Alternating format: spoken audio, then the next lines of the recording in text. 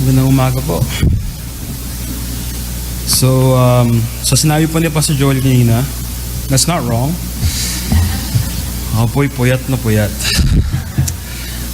For the reason being po, I did my last shift kanina po sa McDonald's.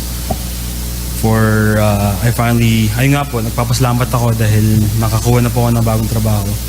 In a way that, para naman po, makapaglingkod ako ng mas maayos sa simbahan. In a way that it's gonna open up my availabilities in the weekends, and in a way na I'm able to do more of this. So, just bear with me if ako po'y, ang ulo po'y tumatanguna. It's probably because I'm sleepy. So, just bear with me. So, tayo po'y manalangin bago po tayong magsimula.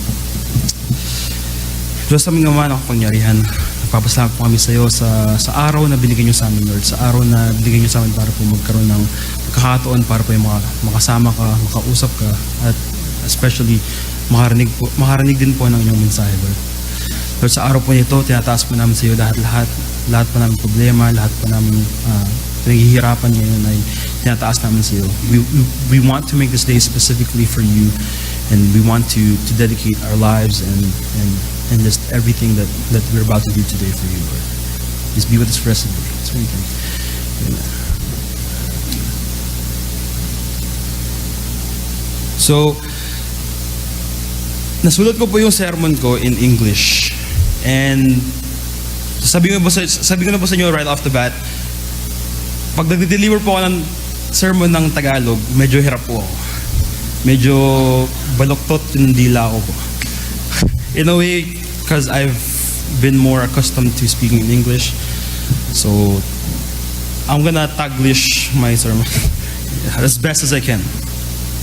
So, who or what is a disciple? Sino ba ang pwedeng maging disipulo? Who can't be a disciple? And at the same time, can we be a disciple as well? Now, ito po ay mga konting tanungin lang na iniisip ko when it comes to thinking of discipleship.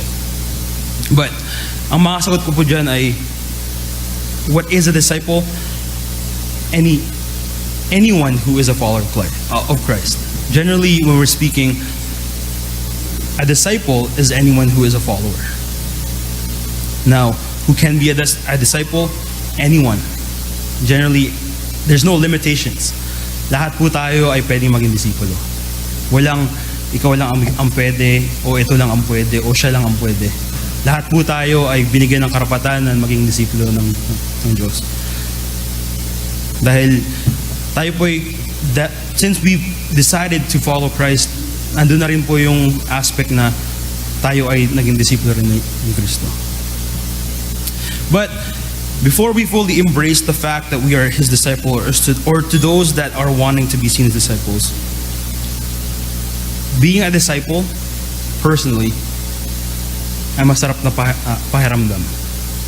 In a way that nakakapaglingkod ka, nakakapagbigay ka sa Diyos, even how little or how big it is. To know that we are serving and following a God that is loving, caring, and passionate is truly amazing. Yeah, we may know that God is like this, and I know that God isn't going to fail us. But being a disciple isn't all that easy. Being a disciple, there's also a cost in it as well. So, sa nabasa po ni Kuya Jeremy today, sa ngayon po, in Luke 14:25-34, makikita natin what Jesus would explain or is His concern about discipleship. So Luke 14:25-26. Large crowds were traveling with Jesus, and turning to them, He said, "If anyone comes to me and does not hate father and mother, wife and children, brothers and sisters, yes, even their own life, such a person cannot be my disciple." Nung una ko po nabasa to, right away yung unang dumaan sa isip ko ay, wow, it's hard to think na I have to hate my own mom, my own dad. For someone, especially me, who's still young, and for someone who has parents like that, mahirap pong isipin na I have to hate my mom. I have to hate my dad. But when you think of hating your own brother and sister, it's generally easy to understand. Mas madali siyang maintindihan kasi kapatid ba lang sila. But at the same time, you still love them. Personally, me as a person, I can't imagine myself hating my parents. The people that raised me, the two people that brought me into this world, the two people that watched me grow into the person I am today. This is very bizarre and unreal for God to ask me to do this. But wait. Isipin natin yung word na hate. Think of hate in a different, or think of hate and replace it with something else. Something that is close to or maybe of equal meaning to this. When you think of the word, generally it would seem very filled with anger and filled with bitterness. When we think of that, pag inisip natin yung word na hate, right away naisip ko, puno ng galit, puno ng pait sa loob. But if we replace that hate and think of love less, it still kind of weighs the same. Parang pares pa din yung bigat na nararamdaman mo. So think of it this way. In the Christian life, we're able to make sacrifices. To love less of something that we love to do, or even to love less of those that people we love. So hate equals love less. And with a Christian life equals sacrifices as well. Sa akin lang po, for things that I love to do, 1, I love to play music. 2, I love to collect certain things. I love to work on my car. If I were to think about it, I have to love that less. Now, if I were to think of it in my family, of course I love my mom, I love my father, I love my brothers and sisters. Now I gotta think of it, I have to love them a little less. Because if think of it this way. We have to weigh it that Christ is above everything else. Meaning na kailangan mas mahal natin ang Diyos. Hindi ko naman sinasabi na we don't have to love our brothers or sister, or we don't have to love our brother or sister or mom or mother, or even your wife or your husband. Ang sinasabi ko lang ay, as a disciple of Christ, we should know that we have to love Christ above all. As a disciple, that's what we're aiming for. That's what we're trying to get to. Yun yung gusto nating mapuntahan eh. Naging tayong disipulo kasi mahal natin ang Diyos.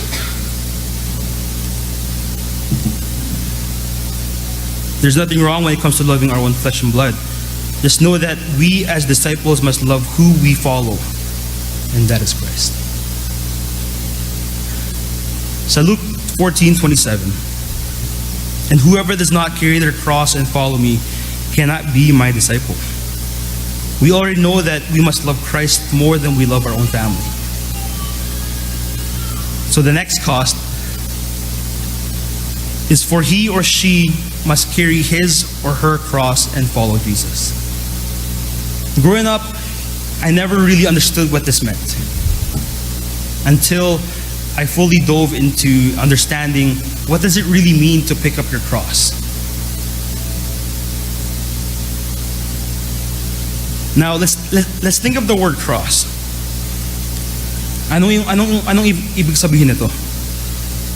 When we hear it or even read it, pick up your cross, we automatically think of it like this. As a burden, they must carry in their lives a strained relationship, a thankless job, a physical illness. Now, this does not generally mean na taking up your cross is yung mga pabigat lang sa buhay mo.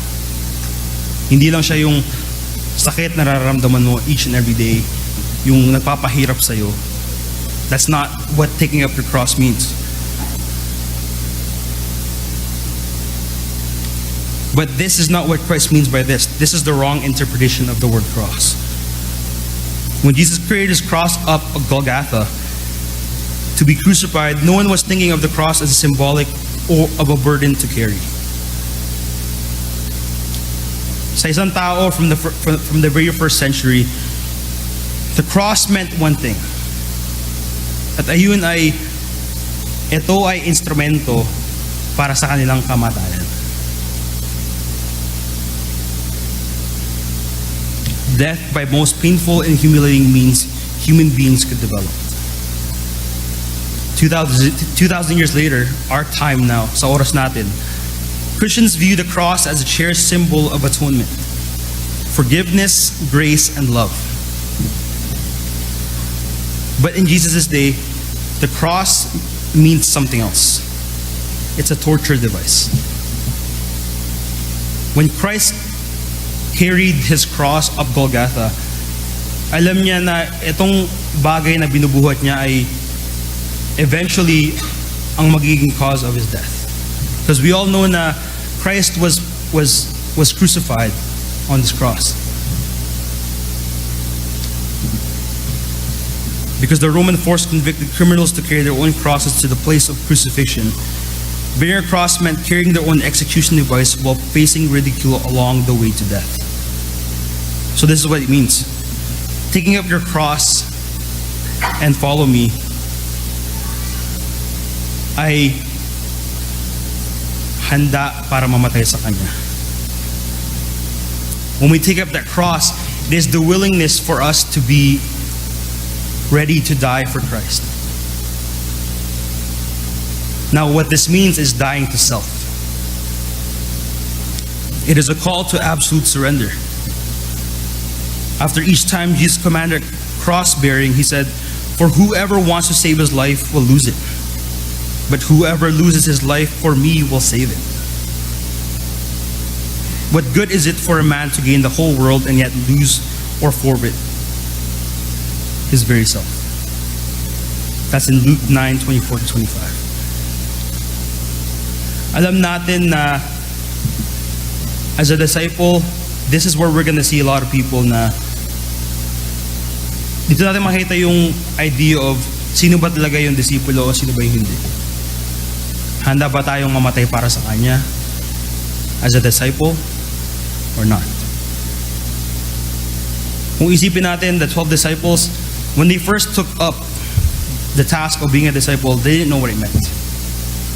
But then eventually nalaman nila na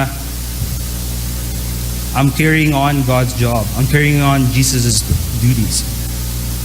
Na alam nila na pag pinikap ko to, alam ko na mararanasan ko din ang naranasan ng Diyos. I'm gonna be persecuted every time. I'm gonna be hunted by people. And eventually, mararanasan din ko din na mamatay.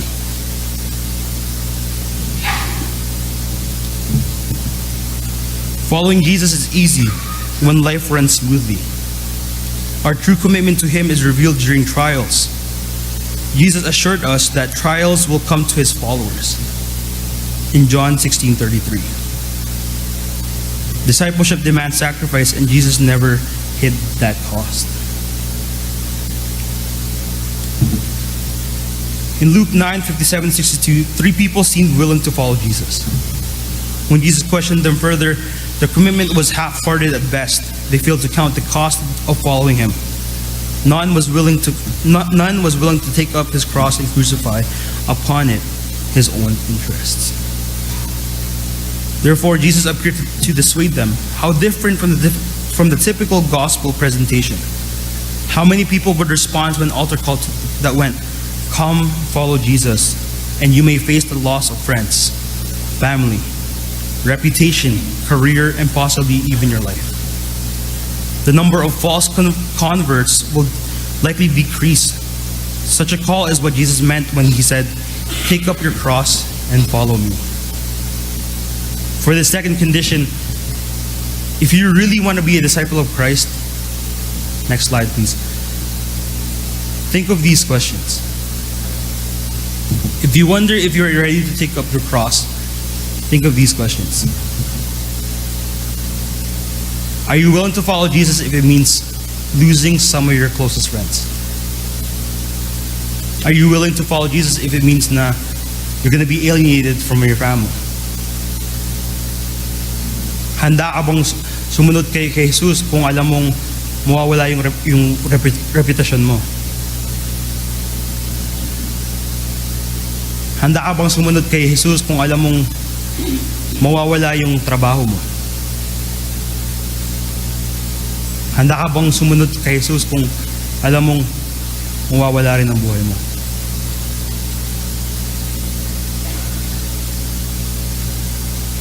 Alam ko mabigat sa pakiramdam na these are some of the things that we can face.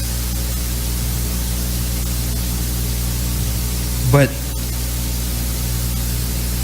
we have to face reality na to be a disciple, these are just some of the costs na mararanasan natin. Now, hindi ko sinasabi ito para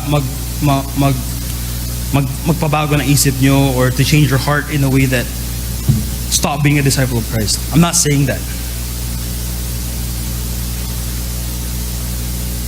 These are just some things that to think over. Luke 14:20-34. Suppose one of you wants to build a tower. Won't you first sit down and estimate the cost to see if you have enough money to complete it? For if you lay the foundation and are not able to finish it, everyone who sees it will ridicule you, saying, this person began to build and wasn't able to finish. Or suppose a king is about to go to war against another king. When he first sit down and consider whether he is able with 10,000 men to oppose the one coming against him with 20,000. If he is not able, he will send a delegation while the other is still a long way off and will ask for terms of peace. In the same way, those of you who do not give up everything you have cannot be my disciple. Salt is good, but if it loses its saltiness, how can it be made salty again? Sa nabasa ko po, these are two parables. Parable of a builder and a parable of a king with a big army. Kung isipin natin, these two parables relate to something. Lacking of lacking of insufficiency, meaning nagkukulang.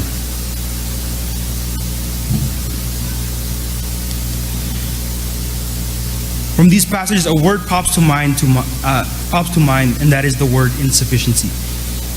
The builder is insufficient in materials and money to finish, while the king is insufficient in having the proper strength to go into war. Sa buhay natin, it's the same way. When it comes to become a disciple, we must first count the cost to see if we will persevere in faith. A disciple doesn't just go on and decide, I'm going to be a disciple. Kung alam mo talaga maging disipulo ka, kailangan alam mo ang mga mararanasan mo, kailangan malaman mo ang lahat ng things that's going to cost you in that. Verse 33 says, in the same way, those of you who do not give up everything you may have cannot be my disciple. Earlier, sinabi ko na Christian life equals sacrifices. Nung naging Kristiyano ba tayo, have we made those sacrifices to give up certain things na ginusto natin gawin? Things like drinking, or maybe even doing certain things that we know na mali pero ginagawa pa rin natin. Have we made those sacrifices to give those things up? I know, personally, I'm guilty of it sometimes too. Guilty ako kasi alam ko na minsan yung mga ginagawa ko, it feels good. It feels as if ayaw pa siyang bitawan. And in a way, that's what's drawing me back to becoming more of a disciple of Christ. And that's where the third condition comes in. Yung pangatlong condition ay to renounce everything.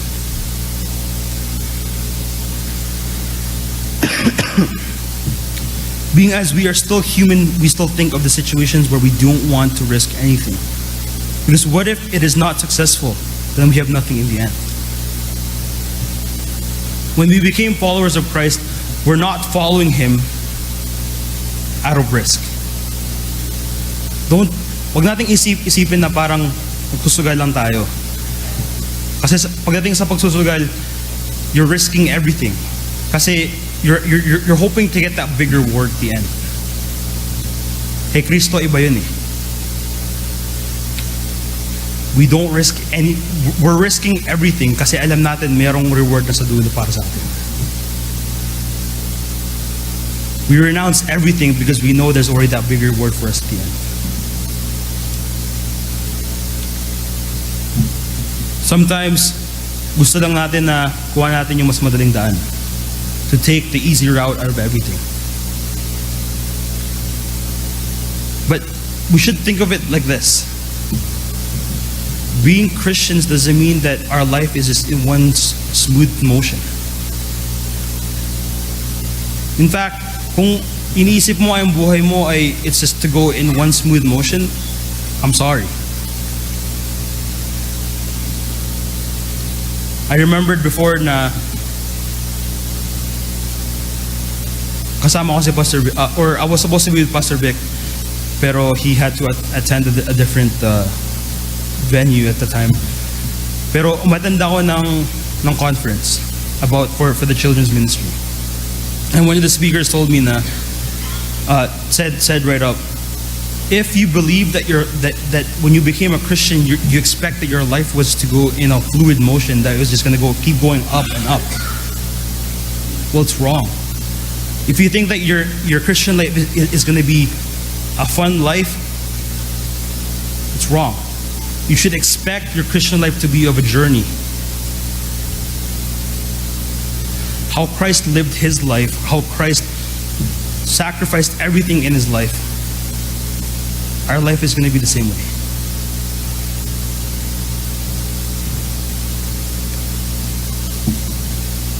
In a way, we should renounce everything. Don't take risks, but renounce. Sometimes we hesitate when it comes to giving up everything, but don't think like that. Let God do the work. Let God take care of the rest.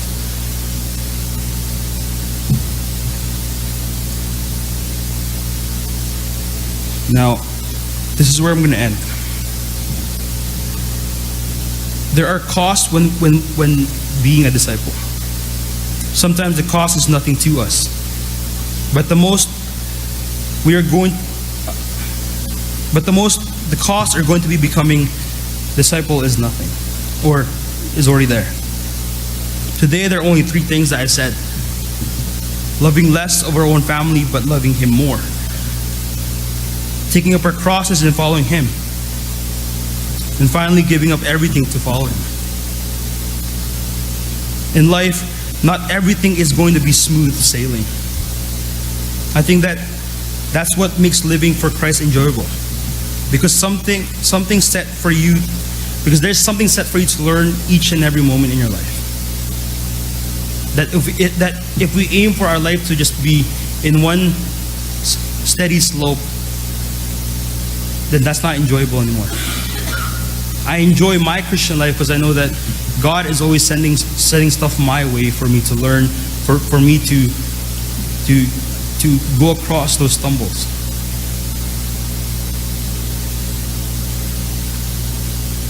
So let's close in word of prayer. Lord, alam namin na mabigat, mahirap, at marami kaming mararanasan para maging isang disciple mo. Pero Lord, alam namin ang mga risk, alam namin ang mga cost that is going to take us to being what you want us to be.